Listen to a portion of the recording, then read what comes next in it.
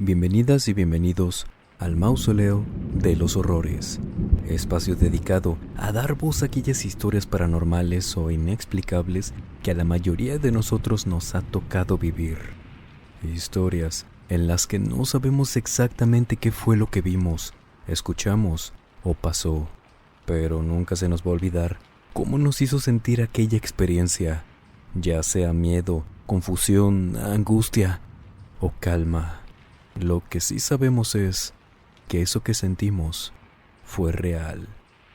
Y ya que estamos aquí celebrando el haber llegado a más de 70,000 suscriptores, y ya saben que al final del video tendremos los agradecimientos para irnos directo con los relatos, permítenos acompañarlos durante cualquier actividad que estén realizando o pónganse cómodos. Vamos a desconectarnos un ratito del estrés y de la prisa del mundo exterior y mejor preparen y acompáñenos con la bebida de su preferencia para transportarnos directo a cada sitio donde tome lugar cada una de las experiencias con brujas de esta noche. De antemano, les queremos agradecer por tanto apoyo. Pero vámonos con el primer relato de esta noche, el cual nos fue escrito y compartido por una persona que prefiere mantenerse anónima desde el municipio de San Pedro Garza García, Nuevo León, México, y lo que nos cuenta es lo siguiente. Cuando tenía 11 años, solía acompañar a mi padre a las vueltas que tuviera de su trabajo, al menos a la mayoría. Él era del tipo de carácter que siempre te resalta que no debes tener miedo, que no hay tiempo para llorar y cosas así, educado a la antigua, vaya. Por lo mismo es que siempre me llevaba a los trabajos en los que tuviéramos que emprender ya sea algún viaje cercano o largo en su camioneta. En aquel entonces, sinceramente no recuerdo muy bien en qué trabajaba. Era algo relacionado a llevar equipo para el mantenimiento de los ranchos y haciendas que le solicitaran, y en muchas ocasiones, la entrega de este equipo era por la tarde ya casi cayéndonos la noche. En una de esas ocasiones, me pidió que lo acompañara a entregar un equipo junto a un amigo que frecuentaba mucho. Encima era su compañero de trabajo. Él se llama Chuy. Nos subimos a la camioneta a eso de las 6 de la tarde. Pasamos por Chuy a su casa y comenzamos a conducir hacia la carretera Matehuala a Monterrey. El viaje sería de tal vez unas 2 horas para llegar. Así que nos pusimos cómodos mientras mi padre conducía e iban contando anécdotas de su trabajo. La camioneta en la que íbamos era de caja. Era algo grande pero en la parte de atrás. Estaba cubierta en su mayoría por una lona para que el equipo que transportábamos no se fuera a mojar o le fuera a pasar algo, razón por la que también íbamos los 3 en la parte delantera. Después de las casi 2 horas conduciendo fuera de la ciudad, llegamos por fin a una de las muchas haciendas que hay por aquel rumbo. Hace más de 40 años de esto, y en aquel entonces, la inmensa mayoría de esas tierras estaban despobladas. Los ranchos y haciendas estaban muy separadas las unas de las otras, como se acostumbraba a hacer, y si en la actualidad esos terrenos están separados por muchos metros de longitud para poder llegar con el vecino más cercano, imagínense en aquel entonces cuando había muy pocas propiedades compradas o habitadas por allá.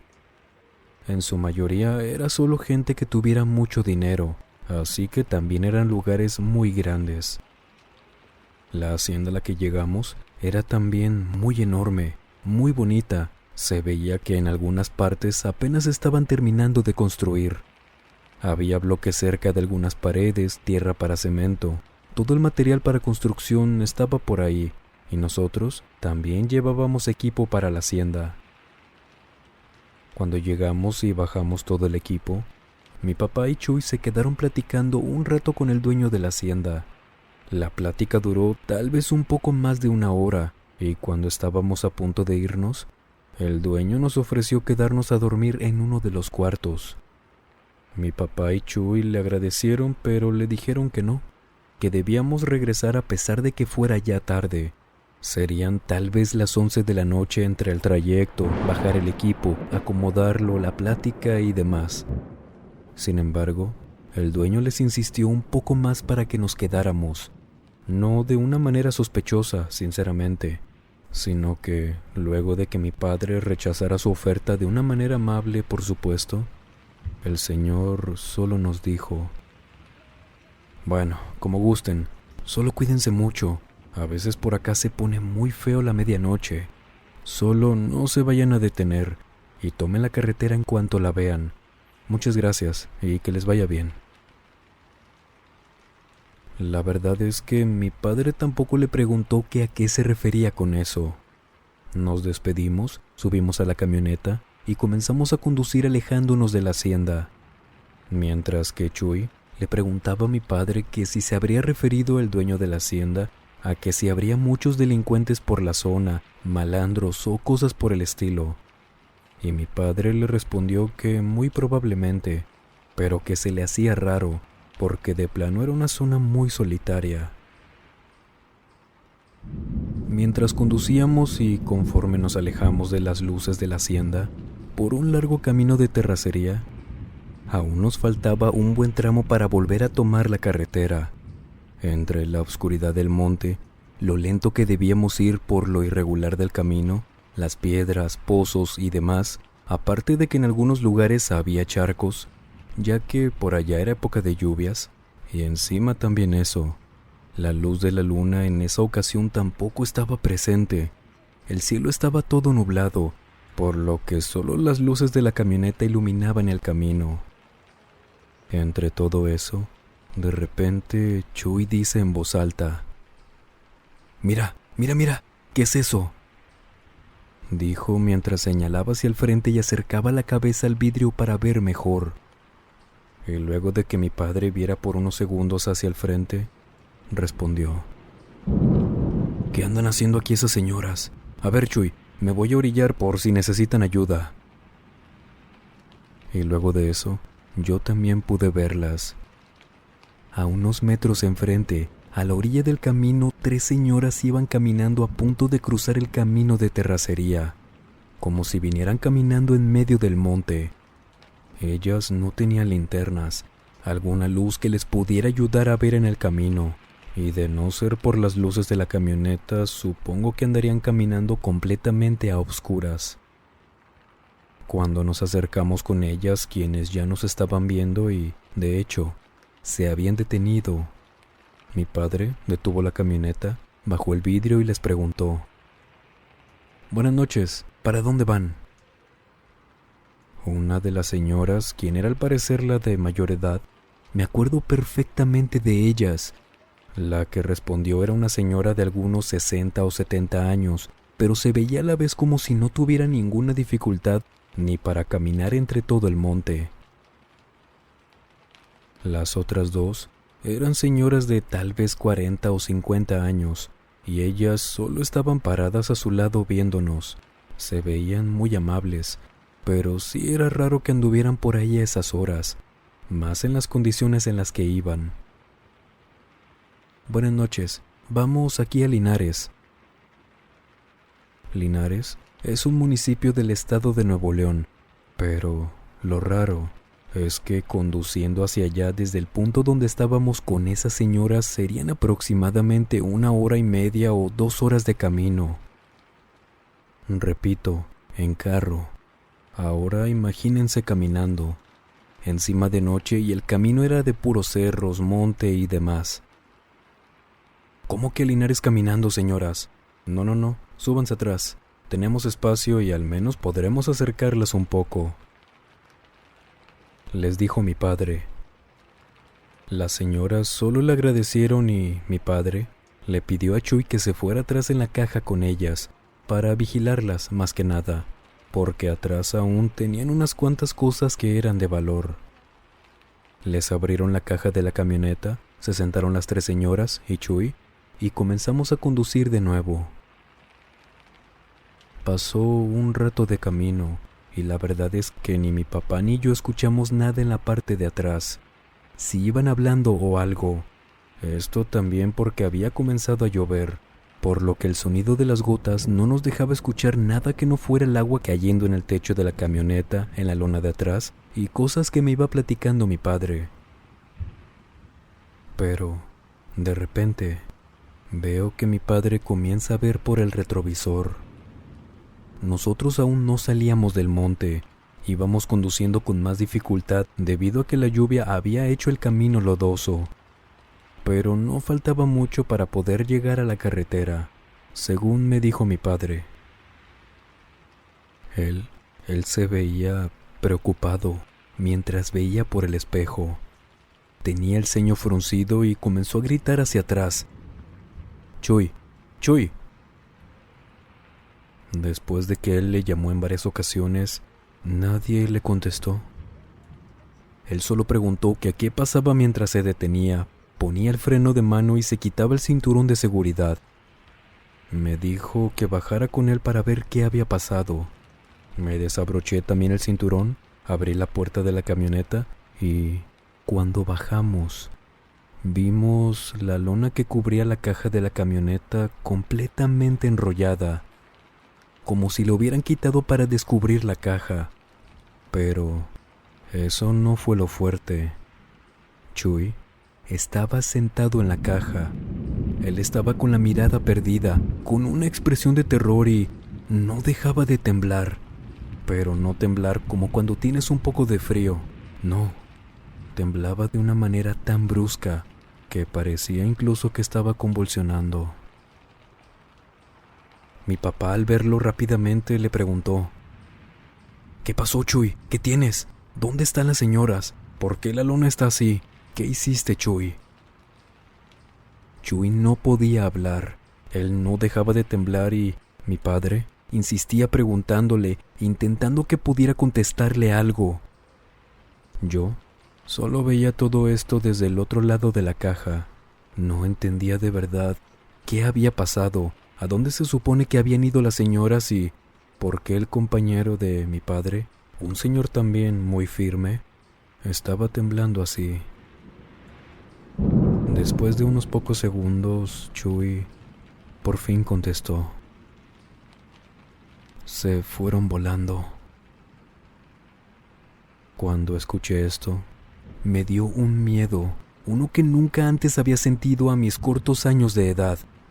Yo corrí hacia dentro de la camioneta mientras escuchaba que mi papá le preguntaba a Chuy que cómo que se habían ido volando, que de qué estaba hablando, que no jugara con eso y él le gritaba que eso había pasado, que las tres señoras de repente se habían ido volando cuando la lona, no sabe por qué, se retiró de la caja de esa manera. Yo estaba con todo el miedo del mundo sentado al frente de la camioneta, solo escuchando esto, hasta que mi padre pudo traerse a Chuy al frente. Cerró como pudo la lona y comenzó a conducir. Fue un trayecto en completo silencio. Como Chuy iba sentado a mi lado, yo sentía cómo continuaba temblando. Tal vez ya no con la misma intensidad a como lo vi al inicio, pero sí era muy notorio. Cuando luego de unas horas de regreso lo dejamos en su casa, mi padre lo acompañó hasta la puerta, esperaron a que saliera su esposa, entró y por esa noche ya no supe nada más. Pasaron algunas semanas para que yo pudiera acompañar de nuevo a mi padre a algún viaje, aunque ahora era solo de día. Noté también que Chuy ya no nos acompañaba. Le pregunté a mi padre en varias ocasiones, pero él solo me respondía que iba en otro turno o que hacía otras cosas. Sin embargo, cuando crecí y pasaron los años, platicando con mi padre de experiencias similares, recordamos esa noche y él me contó que Chuy, después de eso mi padre lo iba a buscar para platicar o para ir a trabajar, pero que al llegar a su casa y preguntar por él, su esposa o su madre, ya que su madre vivía en ese tiempo con ellos, salían y le decían a mi padre que él ya no iba a trabajar. Él sigue muy mal, está muy asustado, no quiere salir para nada. Pues ¿qué les pasó? No nos quiere decir qué les hicieron o qué vieron la otra noche. Le dijo la madre de Chuy en una ocasión a mi padre. Él, como jefe de Chuy, les contó sobre ello y, bueno, aún así dice que no volvió a ser el mismo. Supo que comenzó a trabajar en otra parte, pero que la única vez que lo vio y pudo cruzar palabras con él, era completamente otra persona, como si hubiera cambiado, por supuesto, pero para mal, como si en edad mental hubiera regresado muchos años atrás. Es como mi padre dice que podría describirlo.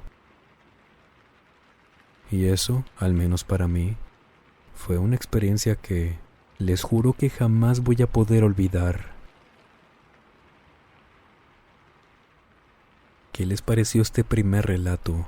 Muy impactante, ¿no? Díganos, ¿qué haría usted si ve a 3 señoras salir volando frente a ustedes? Coméntenos, por favor.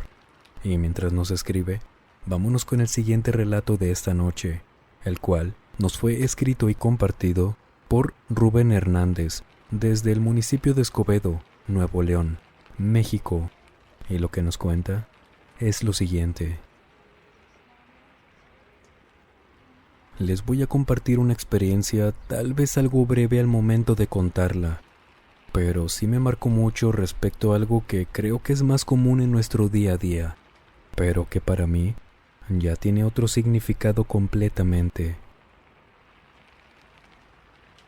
En el año del 2017, yo cursaba la carrera de comunicación. Estaba a finales de semestre y uno de los proyectos finales era realizar un reportaje bien estructurado y demás sobre cualquier tema de nuestra elección. El tema que elegí para ese proyecto, si bien no era uno que me apasionara por completo, sí era uno al que le tenía mucha curiosidad. En mi ciudad, Nuevo León, es muy común escuchar decir a la gente que en ciertos mercados, en su mayoría ubicados en el centro de Monterrey, hay todo tipo de negocios dedicados a la hierbería, pero que a palabras de la gente, no todos, pero sí algunos de ellos están a cargo de señoras que se dedican a la brujería. Si bien para mí en ese entonces era un tema que tal vez podría ser un poco más por el lado de un prejuicio, era el punto de mi proyecto final de semestre, ver si era real o no aquello. Al momento en que fuera a abordar a las personas quienes trabajaban ahí, no les iba a mencionar el mito, prejuicio o como quieran llamarle, sobre que las personas que trabajan ahí son brujas. Eso se iba a comprobar conforme iba tocando otros aspectos en mis entrevistas y todo eso. Y también me gustaría aclarar que esto tampoco es para que ustedes se lleven esa idea de los mercados o negocios dedicados a esto. No, para nada. Esto, a día de hoy sostengo que fue una experiencia aislada, algo que me tocó a mí por azares del destino. Decidí ir a uno de los mercados más famosos precisamente por este tipo de negocios. No mencionaré su nombre para no sembrar algún tipo de sugestión o, discúlpenme la redundancia, prejuicio sobre los locales. Al entrar, me di cuenta que la mayoría de los negocios, al menos ese día que fui, estaban cerrados. Los locales de comida eran los que más operaban a esas horas. Habrá sido aproximadamente las 3 de la tarde, si no mal recuerdo. Caminaba entre los pasillos preguntando sobre el tema en los locales donde estuviera abierto, sobre amarres, trabajos de brujería, limpias, lecturas de carta y todo eso. Y recuerdo que, precisamente en esto, mientras caminaba buscando local entre local, informándome sobre el tema en uno, preguntando en otro, llegué a uno que quedaba al fondo en uno de los tantos pasillos. En este local, a diferencia de los demás donde tenían esculturas no solo de la Santa Muerte sino de santos también, en este solo tenían imágenes, veladoras, figuras pequeñas, estatuas, adornos y todo lo relacionado a la Santa Muerte. Si bien esto no tenía nada de malo o extraño, en un momento les comentaré por qué fue relevante el hecho de que no hubiera ninguna figura que no fuera de la Santa Muerte. Cuando entré al local vi que no había nadie atendiendo, y mientras me quedaba ahí viendo las figuras tan variadas de la Santa, detrás de mí salió una viejecita. Ella me dio las buenas tardes y al escucharla giré para verla y saludarla. La verdad es que yo no entendía de dónde había salido, pero bueno, al menos para mi proyecto ese local se veía muy llamativo, porque también uno de los aspectos que nos calificarían o, más bien, sería como un extra, sería qué tanto morbo generaba nuestro reportaje. Y la apariencia de todo ese local, junto a la viejecita que atendía, la verdad es que para mí era perfecto, ya que en los otros locales quienes atendían se veían un poco más jóvenes, por lo que la señora que tenía enfrente parecía tener un poco más de experiencia. Total, le comenté sobre mi proyecto y, recuerden, en ningún momento le comenté a nadie que era para comprobar si en verdad eran brujas o hacían trabajos de brujería auténticos. Solo le dije que me interesaban todos esos temas, y ella, la verdad es que se portó muy amable. Respondió mis dudas que les voy a resumir para no hacerles tan largo el relato. Incluso me hice una limpia para poder documentarlo y que contara para mi proyecto. Me hizo también una lectura de cartas, me explicó para qué servían unos amuletos que tenía colgados en las paredes y, cuando finalizamos todo, me obsequió una pequeña pulserita hecha con estambre, piedritas negras y un Jesucristo en una cruz, pequeño, al tamaño de la pulserita, pero era completamente negro. Es por eso que les comenté sobre la ausencia de alguna figura que no fuera de la Santa Muerte. No había ninguna cruz a la vista, por lo que se me hizo raro, pero terminé aceptándola y ella me la amarró en la mano izquierda. Eso sí, se me pasó preguntarle sobre ello, por si tenía alguna relevancia o solo había sido observación mía. En fin, terminé con todo, salí del mercado y tomé el camión hacia mi casa.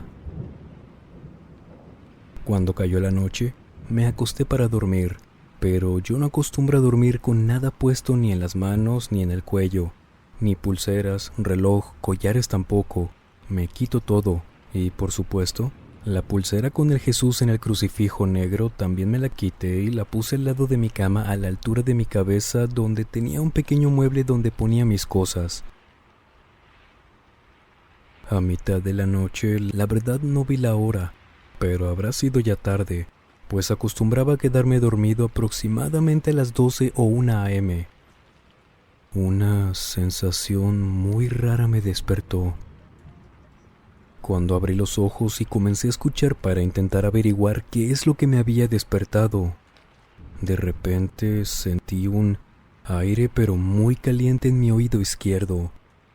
Por un momento pensé que quizás era simplemente el calor en esa parte de la almohada o qué sé yo, era lo único que me hacía sentido.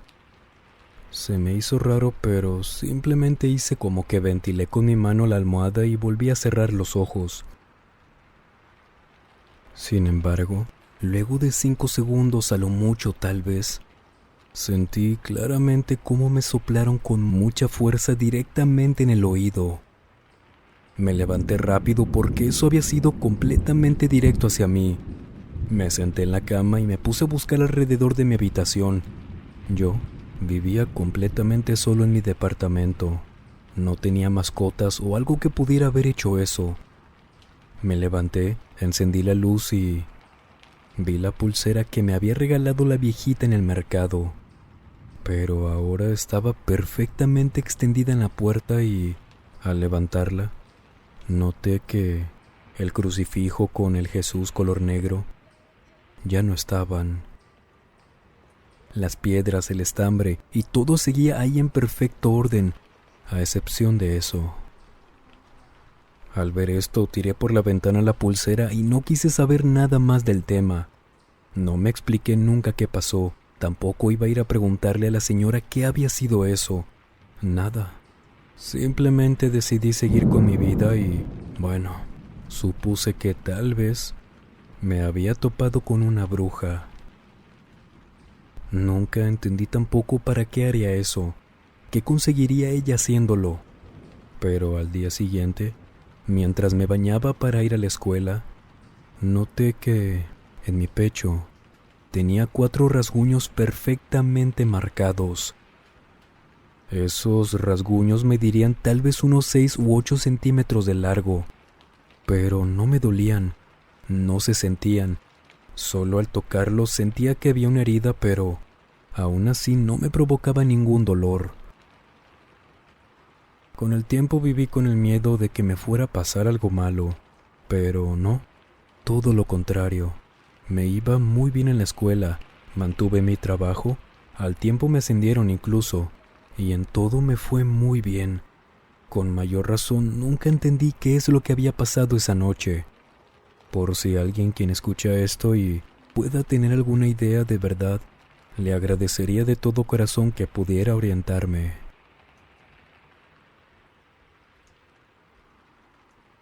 ¿Qué les pareció este relato? ¿Se les viene a la mente alguna explicación para esto? De ser así, por favor, coméntenos. Siempre es una buena oportunidad para aprender sobre todos esos temas. Y mientras nos comenta, vámonos con la siguiente experiencia de esta noche, la cual nos fue escrita y compartida por Iván Castillo, desde Puebla, México. Y lo que nos cuenta Iván es lo siguiente. Nací y crecí en Tecámac, un municipio que pertenece al Estado de México. En aquellos años y hasta el día de hoy incluso, recuerdo que siempre fue lugar de muchas haciendas, y muchas de ellas, desde que yo era niño, siempre estuvieron abandonadas, razón por la cual algunas de ellas fueron tomadas para convertirlas en instalaciones militares. Claro que hablo de las afueras de la zona metropolitana. Por esa misma razón, una de esas haciendas separadas por kilómetros unas de las otras, es que ya no puedes entrar ahí. Está constantemente vigilado, pero antes de eso siempre fue uno de los lugares a los que iba junto con mis amigos cuando nos escapábamos de la escuela. Para quienes sean de la zona, es una que está detrás de la secundaria número 103. Como iba en el turno de la tarde, las ocasiones donde nos escapábamos e íbamos a explorar la hacienda, nos caía la noche, y de hecho, siempre tratábamos de que no fuera así, porque al menos en las tardes sí se sentía un ambiente muy pesado, y eso con la luz del sol. Pero solo en una ocasión nos agarró por completo la noche. En otras nos salíamos ya cuando se estaba metiendo el sol, pero en esa ocasión no habíamos podido salir a tiempo porque cerca estaban pasando unos policías, por lo que tuvimos que esperar a que se fueran mientras nos escondíamos entre unas plantas casi saliendo de la hacienda. Cuando por fin se fueron y nos levantamos para salir corriendo, uno de mis amigos nos preguntó qué era lo que se escuchaba.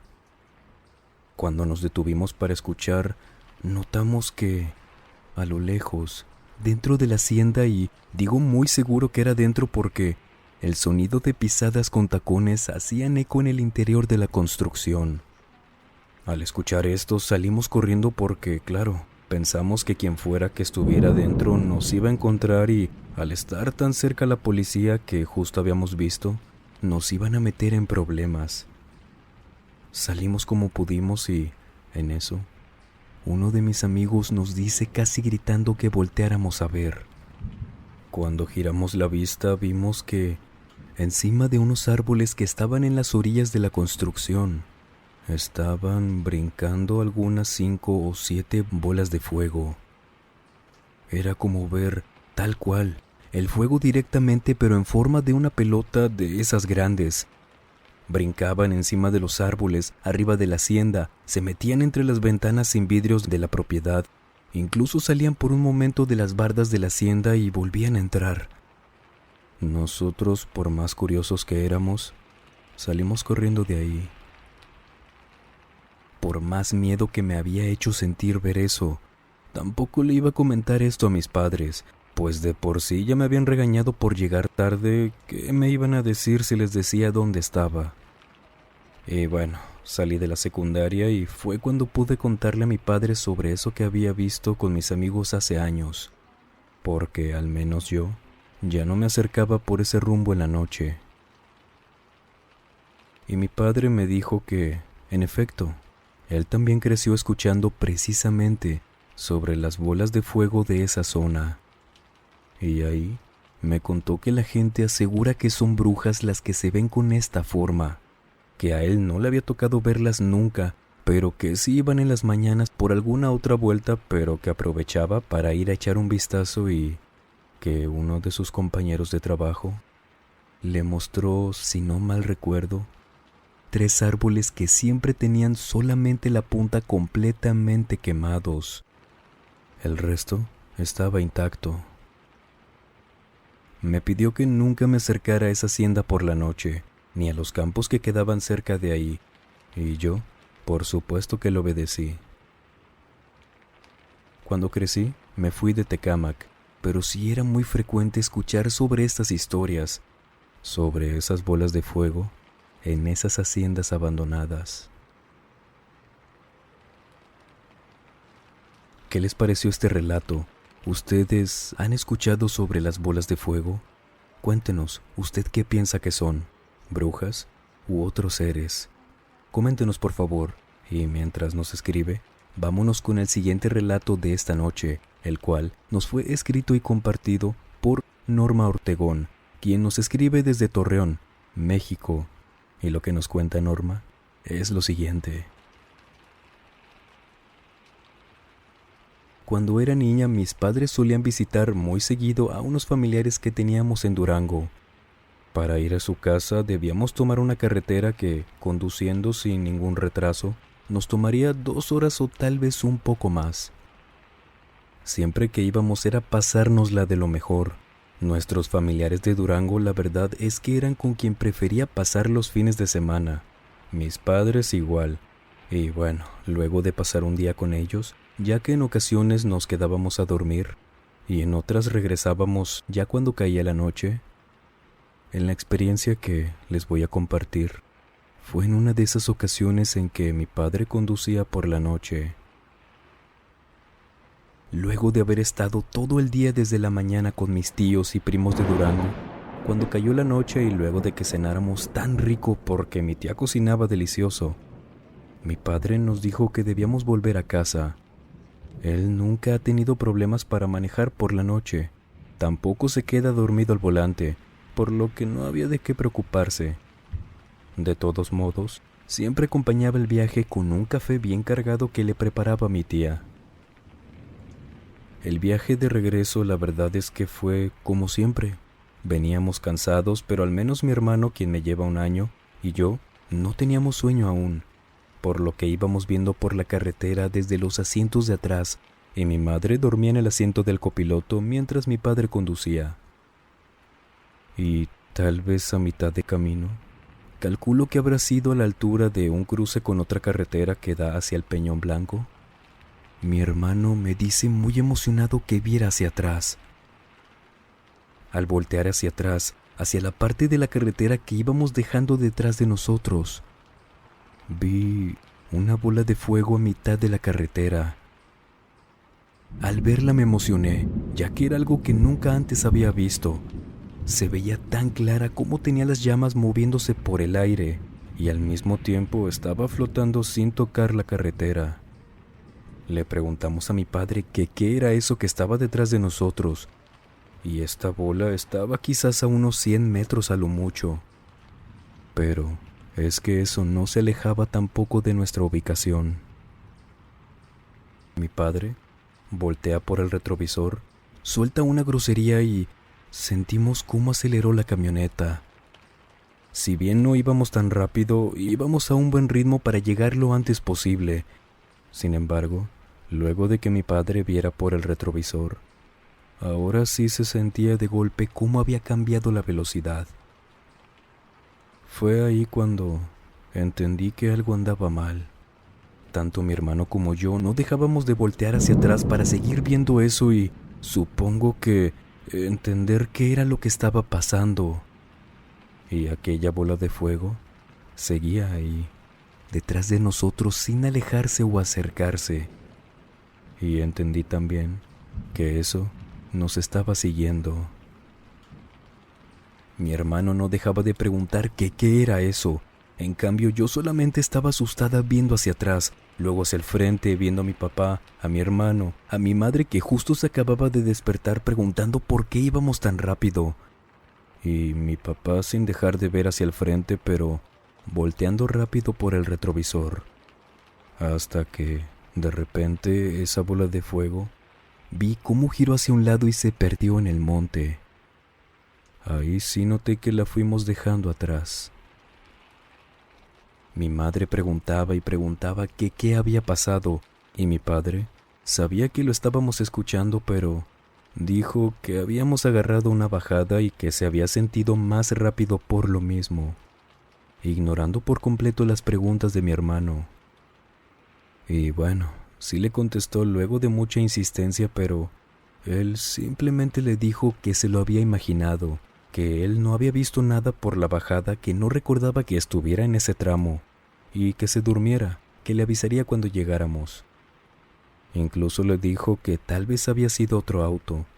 Sin embargo, yo sí noté en todo momento la expresión de mi padre, y sabía que él también había visto lo que, ahora ya de grande, sé que muy probablemente era una bruja persiguiéndonos. Vámonos con el siguiente relato, el cual nos fue escrito y compartido por Paulo Echeverría, quien nos escribe desde Argentina, y lo que nos cuenta es lo siguiente. Me acuerdo muy bien de esa vez, tenía unos 7 años de edad, allá por la década de los 60. Era un día jueves. Durante esa tarde, me la pasé jugando con mis amigos hasta más no poder, para llegar a mi casa recién como a las 9 de la noche. Aparte de regañarme por llegar a esas horas, mi madre me preguntó si ya había hecho mi tarea, de la cual me había olvidado por completo, como solía suceder. Y como también sucedía cada vez que me descuidaba de mis obligaciones, mi madre me dio una tremenda paliza por irresponsable. Me lo merecía, sinceramente.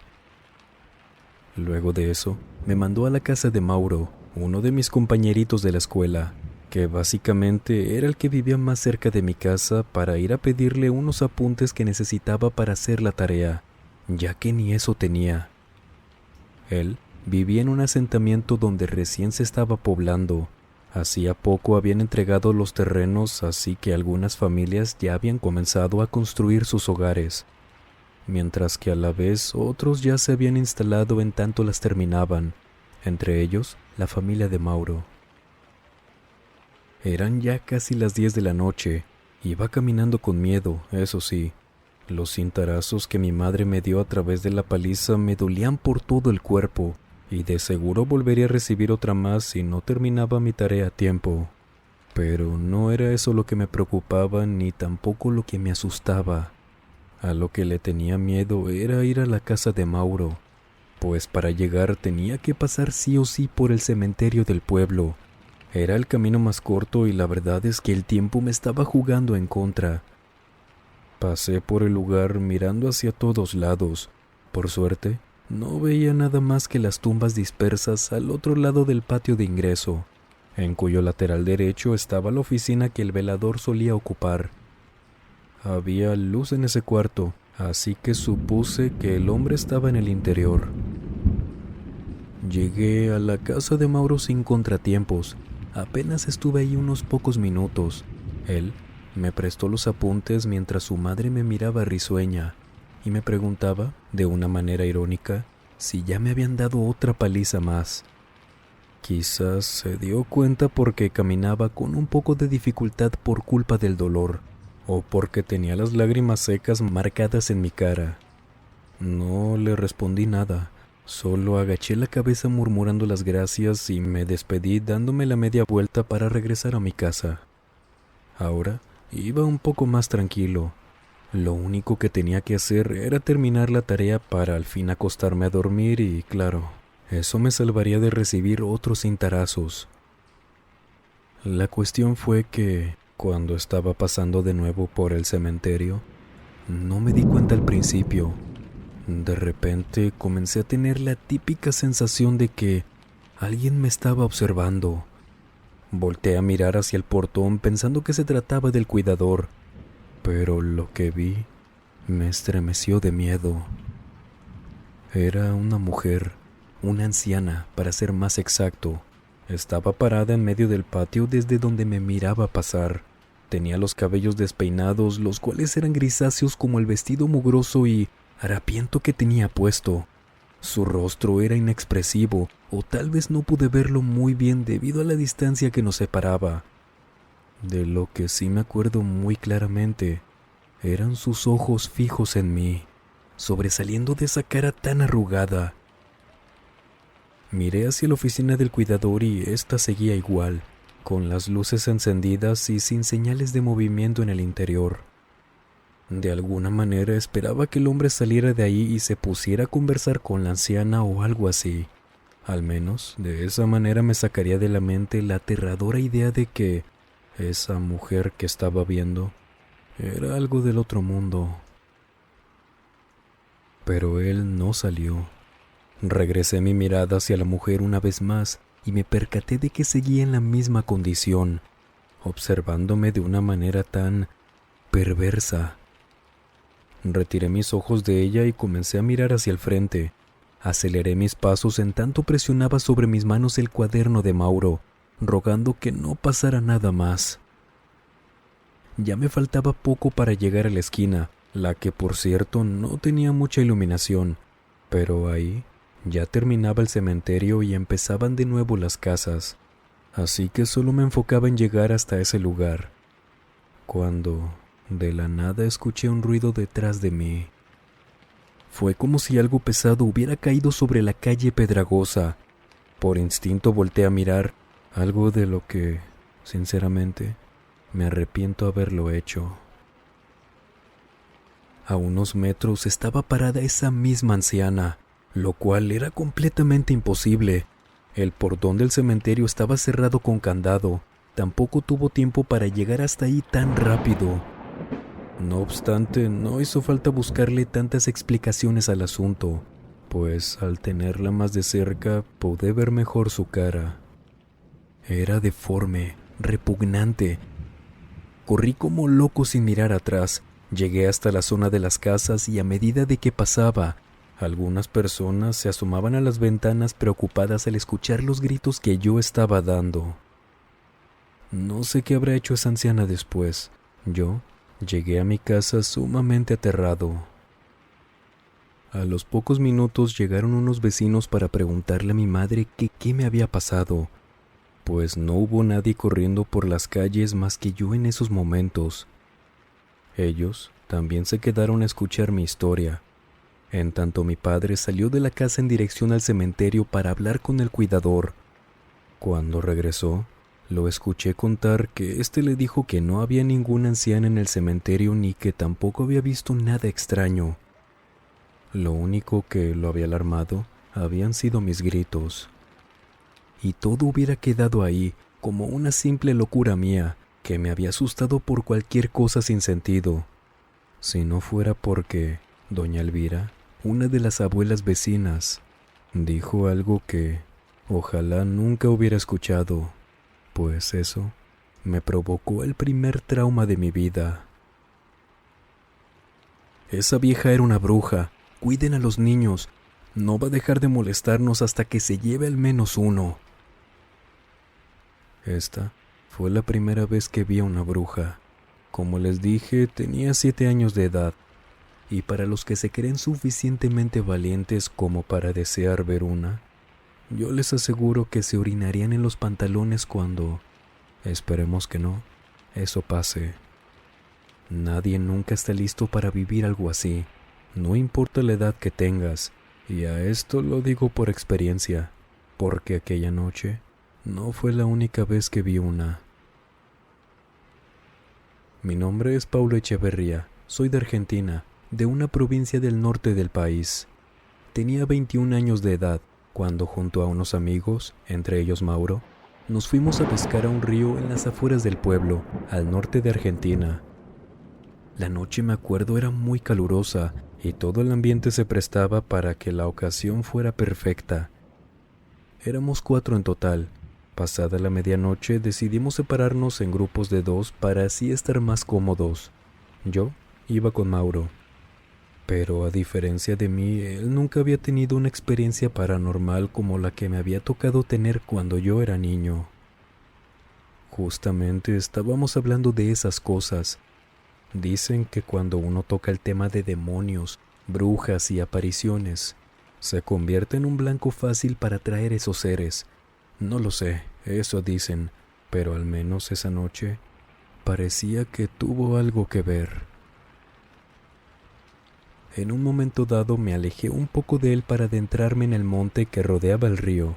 Tenía que hacer del baño y de paso quería escapar de esa conversación paranormal que ya había comenzado a incomodarme. Había dejado la linterna junto con mi mochila, así que tuve que caminar guiado únicamente por la luz de la luna. Una vez que encontré un buen sitio, y estando a punto de comenzar a hacer lo mío, escuché unos ruidos extraños entre unas malezas que habían a unos metros de mí, simultáneamente a un olor horrible y nauseabundo que llegó hasta mí. Me detuve pensando que había alguien por ahí. Incluso creí que podría ser alguno de los muchachos que había ido a ese sitio para hacer lo mismo, esto sin que yo me diera cuenta. Pero, conforme pasaban los segundos e intentaba ver de qué se trataba, y al no poder alcanzar a ver nada, comencé a experimentar esa misma sensación que tuve cuando vi a esa bruja por primera vez. Por lo que suspendí el hacer del baño y me di la media vuelta para regresar a donde estaban los demás, diciéndome a mí mismo que tal vez era algún animal salvaje, que tal vez ese animal tenía justo a su presa y por eso me llegaba el mal olor. Por consiguiente, sería mejor contarles a los otros para que Joel, uno de los muchachos que había llevado un rifle, volviera conmigo por si las dudas era necesario usarlo. Y así lo hice. Le conté a Mauro y junto a él fuimos a avisar a los otros dos. A los pocos minutos ya estábamos en ese sitio nuevamente, alumbrando con las linternas y el arma preparada en la mano. Ciertamente el asunto daba mérito para haber usado el rifle, pero fue tan impactante la escena con la que nos encontramos que nos dejó paralizados a los cuatro. El supuesto animal se dio cuenta cuando nos acercábamos, pues las malezas empezaron a moverse con mayor claridad, aunque luego comprendimos que jamás tuvo la intención de escapar. Totalmente lo contrario, esa cosa quería que la viéramos con nuestros propios ojos. Cuando fijamos las luces en esa dirección, el animal se quedó quieto. Aguardamos por unos instantes más para que volviera a moverse, pues Joel quería estar seguro a qué tipo de animal le iba a disparar. Me agaché para tomar una piedra del suelo y la arrojé, siendo eso lo que provocó que finalmente aquello se mostrara. Lo primero que vimos fue un charco de líquido hemático caer sobre las malezas, paralelamente a que esa extraña criatura se iba poniendo de pie. Una vez que quedó erguido, corroboramos con horror que no se trataba de ningún animal, aunque sí era alguien que se estaba alimentando, pues tenía en su boca empapada de líquido hemático. Una anciana de aspecto horrible y repulsivo quedó a la vista de todos. Nos miró a todos de una manera desafiante, a la vez que formaba una turbia sonrisa dejando ver sus dientes retorcidos. El líquido rojo combinado con su saliva le chorreaba por el mentón en forma de espesos hilos que caían sobre el manojo de trapos con los que estaba vestida. Más allá de que su abominable figura bastó para causarnos un pánico indescriptible. No pudimos evitar bajar la mirada para ver qué es lo que la inmunda mujer tenía en una de sus manos, para saber lo que estaba comiendo, siendo eso, al menos para mí, lo más macabro de todo. Alcancé a ver que, y no sé si me crean, pero se los juro que eso fue lo que vi. Era un brazo humano, uno pequeño, como si fuera el de un niño. Esa señora se estaba comiendo a un niño. Salimos de ese lugar dejando todas nuestras cosas. El río quedaba a unos 5 kilómetros del pueblo, pero para nosotros fue como si solo nos costara llegar corriendo unos pocos minutos. Una vez ahí, decidimos ir directamente a la policía. Una vieja loca estaba mordiendo el brazo de un niño, y no podíamos creer que de eso se estaba alimentando. Claro que sobra decir que había cometido uno de los más repugnantes delitos. Nosotros regresamos con ellos para indicarles el lugar exacto, pero nada, no había nada. Esa anciana solamente había dejado un charco de líquido hemático que era lentamente absorbido por la tierra, pero no había rastro ni de ella ni del niño. Esa noche nos convertimos en los bromistas del pueblo, quienes decían que habíamos inventado una historia estúpida para llamar la atención, usando como escenario el sitio donde seguramente se estuvo alimentando un animal y nada más. Recuerden que les hablo de los años 60. En esa época no había la tecnología que hay hoy en día, así que eso quedó simplemente en la nada. No tomaron muestras del líquido que había en la tierra para saber a quién le pertenecía. Tampoco se esmeraron en buscar a la supuesta bruja ni a su víctima. Días después, ya se habían olvidado por completo de eso, incluso a pesar de que llegó hasta la zona la noticia de que en un pueblo vecino se había perdido un niño. Mis amigos y yo quedamos mal luego de esa experiencia, mismo trauma que desarrolló en nosotros una obsesión tal que, desde esa vez, nos prometimos encontrar esa bruja para darle fin por nuestra cuenta. No sabíamos qué íbamos a hacer, pero al menos queríamos encontrarla. Pensábamos en nuestros futuros hijos y no queríamos que les pasara nada. Pasado un año después de esa noche, para ese entonces, solíamos ir mínimo 5 veces al monte con las esperanzas de encontrarla. Asimismo, solíamos ir seguido al río donde la habíamos visto, y fue justamente en una de esas ocasiones, en ese mismo río cuando llegamos, que lo primero que hallamos cuando estuvimos ahí fue un entorno muy distinto a las ocasiones anteriores. Y entre que veíamos el río, las piedras, los árboles, un grito de auxilio irrumpió todo ese silencio. Al voltear vimos a un hombre corriendo desesperado hacia nosotros. Lo reconocimos. Era un señor del pueblo quien era pescador, con quien ya en muchas ocasiones habíamos coincidido por el rumbo. Él estaba completamente aterrado. Tenía una herida en un brazo y apenas balbuceando nos contó lo que le acababa de pasar. Él se hallaba junto a un colega pescando en el río, cuando de la nada dice que apareció una mujer a la que describió como una joven hermosa. Ambos habían tomado unas cervezas. Eso es lo que usó para justificar las intenciones lujuriosas que tuvieron cuando la mujer se acercó a ellos. Cautivados por esos instintos, aceptaron seguirla hacia el interior del monte, donde dice que ella les había prometido pasar un buen rato. Sin embargo, una vez que llegaron al lugar, esa condenada, a palabras del Señor, dice que les reveló su verdadero aspecto. En un abrir y cerrar de ojos y estando en plena espesura de los arbustos, ella cambió su imagen a una completamente horrenda. Ya no era una joven bella, ahora dice que era una anciana cuya mirada de odio los paralizó completamente de miedo. Ella no les dio tiempo para nada. La bruja se abalanzó sobre el primero alcanzando a clavar sus dientes en el brazo. Él logró liberarse para comenzar a correr. No así, su compañero se había quedado con aquella desalmada. El viejo salió corriendo aterrorizado en busca de la policía. Nosotros, en cambio, comenzamos a correr hacia la dirección que nos había indicado el Señor. Corrimos por el interior de las malezas por varios minutos, hasta que por fin comenzamos a escuchar los lamentos, llegando hacia el sitio. Pero la verdad es que fue demasiado tarde.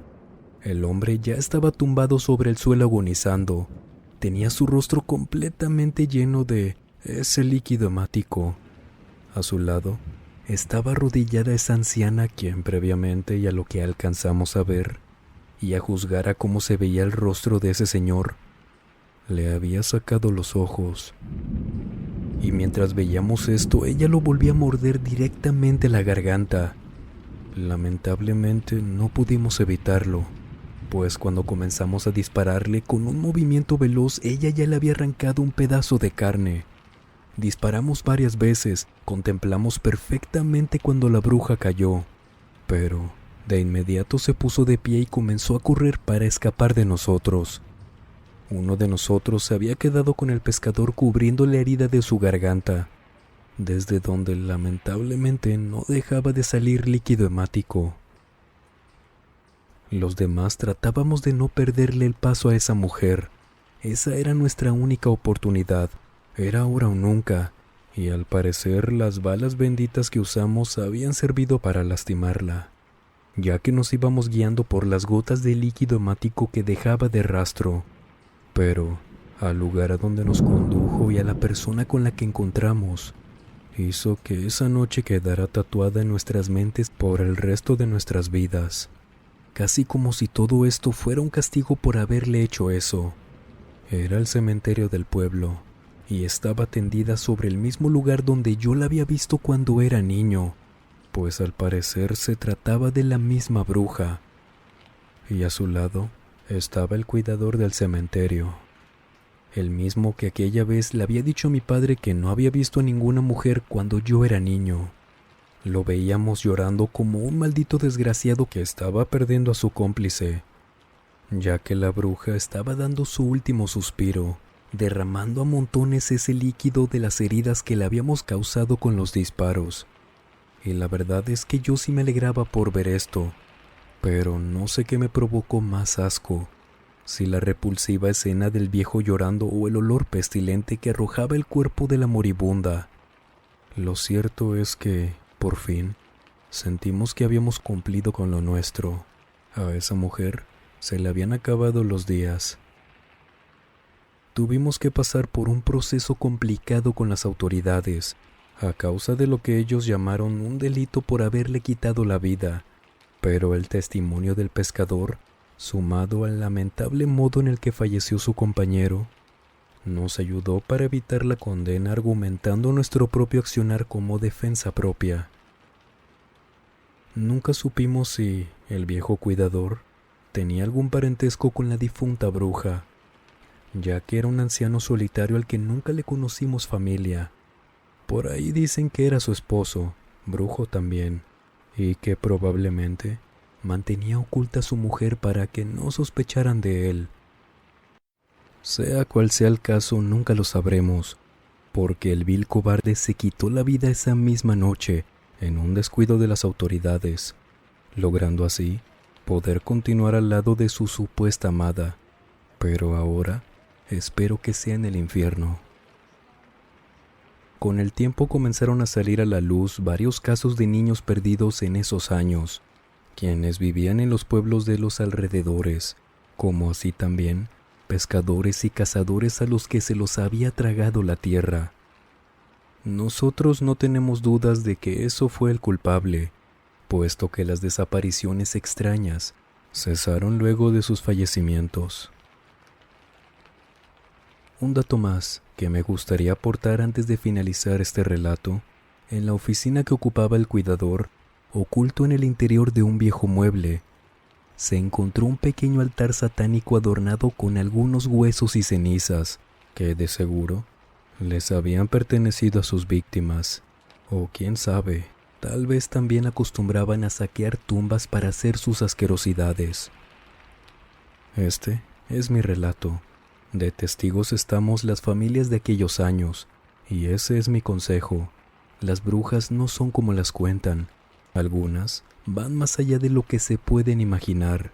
Caníbales, despiadadas, hambrientas, muy vengativas, pero, sobre todas las cosas, sin una pizca de piedad para sus víctimas, y con una sorprendente capacidad para engañar y pasar desapercibidas. Teniendo en cuenta esto, si algún día tienes el ridículo deseo de ver a una bruja, mejor presta atención a tus cercanos. Quizás, no sé, tienes a una cerca. ¿Qué les pareció este relato?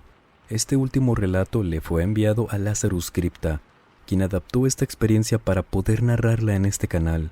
Aquí abajo les estaremos dejando su página de Facebook, porque tiene relatos increíbles así como este. Les agradecemos de todo corazón por acompañarnos a lo largo de todas las metas que hemos logrado, que ustedes mismos han formado, cuidado y respetado tanto. Hoy hemos llegado a los más de 70,000 suscriptores. Más de 70,000 personas han confiado pertenecer a este espacio porque saben que, mientras sigamos aquí, trataremos de mejorar la calidad no solo de este trabajo, sino de la vibra que se siente entre todos los integrantes de este canal. Nos complace mucho poder compartir este logro con ustedes, y saben que siempre lo retribuimos no solo con un especial como el día de hoy, sino echándole más ganas para que la calidad vaya aumentando y puedan seguir disfrutando de este espacio, el cual siempre estará hecho por y para ustedes. Muchas gracias también por confiarnos sus relatos, y recuerden que pueden escribirnos a través de la página de Facebook, el correo electrónico o la cuenta de Instagram que dejamos como siempre en el comentario fijado. Gracias, de verdad, por apoyarnos a través de sus me gusta, suscribiéndose, compartiendo este contenido, comentando con sus donaciones o convirtiéndose en miembros para poder seguir manteniendo este canal.